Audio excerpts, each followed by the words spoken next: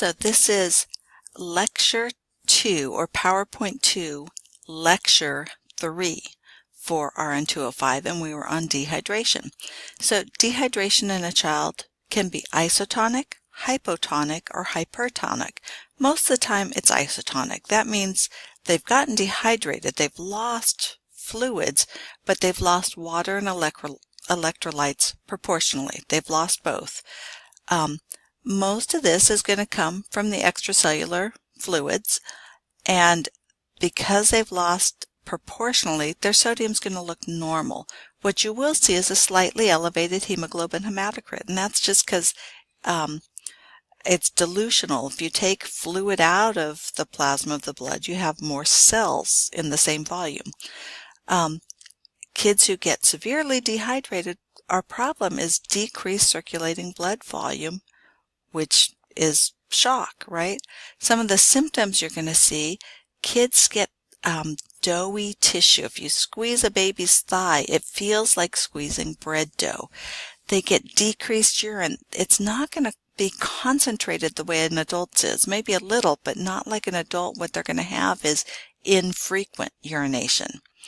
And when they cry, there'll be no tears. If you put your finger in the mouth, their mucous membranes are tacky. They can also get hypotonic dehydration, can also be called hyponatremic dehydration. So just like this sounds, hyponatremic, low sodium, which means they're dehydrated, they've lost fluids, but they've lost more sodium than water. So in the plasma, we're going to see a really low sodium, less than 130.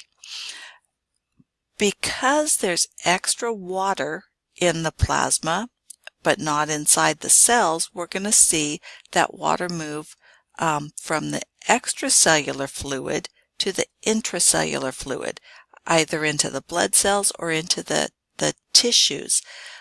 So this is actually going to make their hypovolemia worse than the amount of dehydration they have, because not only have they lost fluid, now they've shifted some of the fluid they still had out of the plasma and inside cells. So as I said, sodium will be low. Hemoglobin hematocrit in any dehydration, we're going to see that go up a little bit. But with this, the physical symptoms, because of that increased loss of the intravascular fluids, we're going to see worse symptoms than it really correlates with the severity of the dehydration. Hypertonic dehydration, this is where they've lost more water and kept the sodium. Let me say this is the worst type, the most dangerous type, and has to be managed the most carefully because you can cause permanent brain damage.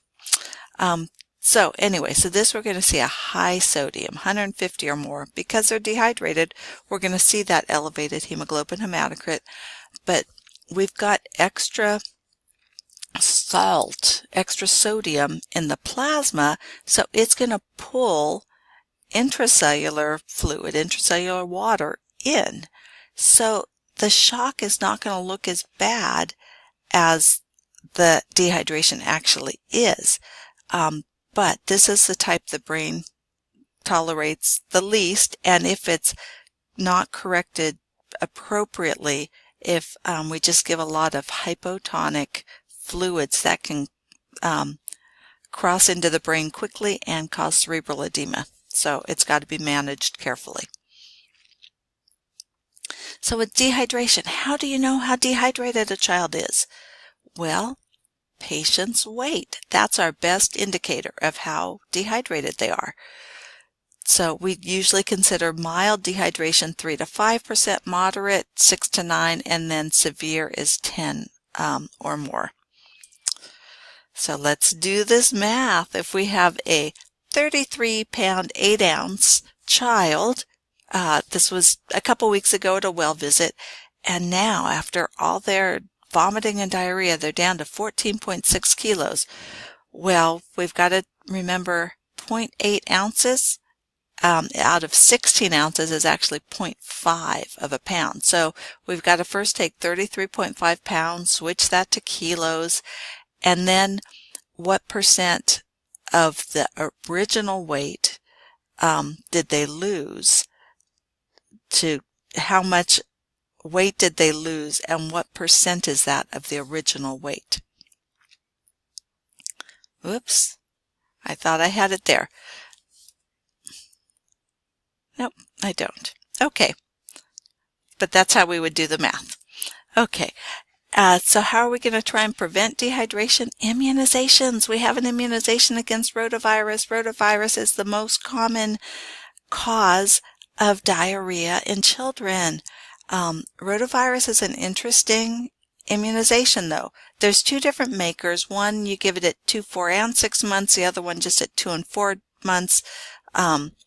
It just depends on which one your physician has. The problem is you cannot give it after 6 months. So if a child gets behind, they cannot catch up on this one. You either got it or you didn't. And that's because when this first came out, we saw an increase in intussusception, which is when part of the intestine telescopes inside another part. So they pulled the rotavirus vaccine, did a lot of studying, and said, you know what, it only increases intussusception if it's given after 6 months. So they kind of reformulated it, reintroduced it on the market, but said, you got to get it on time or you can't get it.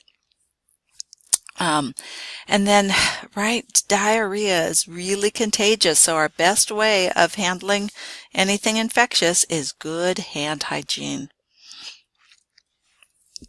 So how do we treat dehydration? Our best treatment is oral rehydrating solution. This has the correct proportions of water, electrolytes, and sugars. So Pedialyte, Infolite, Rehydrolyte. There are recipes out there to be able to make your own, but we need to make sure it's got electrolytes as well as some sugar, but not too much sugar, and then water. And things like Gatorade, the problem is they have too much sugar. They do have the electrolytes, but they have too much sugar. We've found that early reintroduction of nutrients, so get them eating food early. The gut just does better with that, but keep it very bland. So, have them eat what the family's eating, but no seasoning, no spice on it, and nothing that's super fatty. Breastfeeding. Babies should continue to breastfeed. Breast milk or oral rehydrating solution. So don't switch from breast milk is best, and then older kids the oral rehydrating solution. If they're formula fed, get them back onto their regular feedings. Sometimes, though, they don't tolerate their regular formula, and we have to switch them to a formula where the proteins are broken down into smaller pieces. But some things we don't do anymore that we tried and said the studies showed this was bad was gut rest. It's not good for the gut to rest. It's actually better to keep stuff going in there. We don't do fruit juice too high a sugar. It can trigger more diarrhea. Soft drinks, gelatin, same thing, too much sugar. And they don't have much in electrolytes. So low electrolyte, high osmolality, that's all sugar. Clear liquid, we can give them food. Broth, too salty. Brat diet, bananas, rice, applesauce, toast. You may have heard of that. That's what we used to do. The problem is there's just no nutrition in that. So we thought it was going to be good, and now we're saying, they really need protein. So give them, what the family's eating, just leave the spices off. So for severe dehydration, we're going to start with IV fluids. We're going to get them from empty to full, right? We don't want to leave them down at empty. So first we're going to fill them up usually with normal saline, and the bolus is usually 20 mLs per kilo over 20 to 30 minutes, and then we'll switch them to a maintenance fluid, and as soon as we can get them taking enough by mouth, though, that's the better way. So, do's and don'ts of dehydration. give sips of fluids even if they're vomiting? The answer is yes, small sips. Give an antidiarrheal, such as Lomotil. The answer is no, don't do that. We don't want to keep the germs in the gut. Usually diarrhea, it is explosive. It lasts for a short time. They get all the germs out. Even when it's bacterial, they rarely will need an antibiotic because they expel all of those germs through the diarrhea. So don't keep it in there. I just said this, give an antibiotic if it's bacterial, and usually not. Older children, can they drink sports drinks and clear soda as their rehydrating solution? And the answer is no, too much sugar. So moving on to communicable diseases. We really have seen a lot less communicable diseases with immunizations. So let's immunize. And here's the recommended immunization schedule, or this is the immunizations we have available and what they treat, and here's the recommended schedule. So we, like Hep B, we want to give the first one at birth and the second one somewhere between 1 and 2 months of age. And the third one should be 6 months from the first, but give it anywhere whenever they come into the doctor's office between 6 and 18 months. So that's what these bars are. It's whenever they come into the doctor's office in that time frame. With immunizations, who can and who can't get them always comes up. And a child who's a little bit sick, they have a runny nose, a cough, even a low-grade fever, they can get an immunization. If they're acutely ill, they really look sick, then we're going to hold off. But most of the time, a little cold, they get them. Who can't get them is somebody who has an anaphylactic reaction to eggs. This isn't just a kid who spits eggs out because they don't like them, but a true anaphylactic reaction to eggs, or the child or someone in the household is immunosuppressed, usually from being on chemotherapy.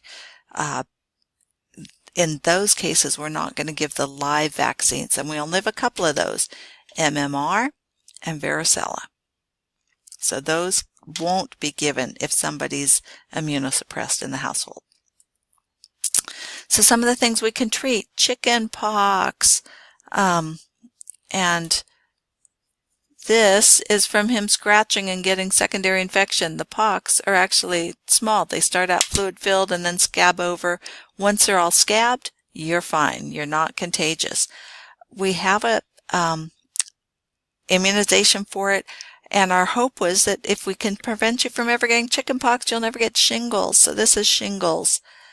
MUMPS. MUMPS are infection of the parotid glands, which is your salivary gland.